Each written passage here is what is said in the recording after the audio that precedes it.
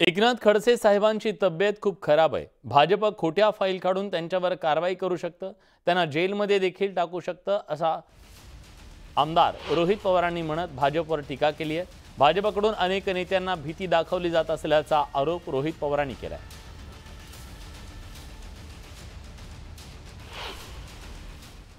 मी खडसे साहेबांबद्दल खूप काय बोलणार नाही, पण एवढंच तुम्हाला सांगेल त्यांच्या अडचणी खूप होत्या।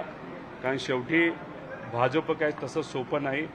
या ज्या काही यंत्रणा आहेत केंद्रातल्या, त्या यंत्रणेच्या माध्यमातून खोट्या फाईल निर्माण करणं आणि मग अडचणीत आणणं।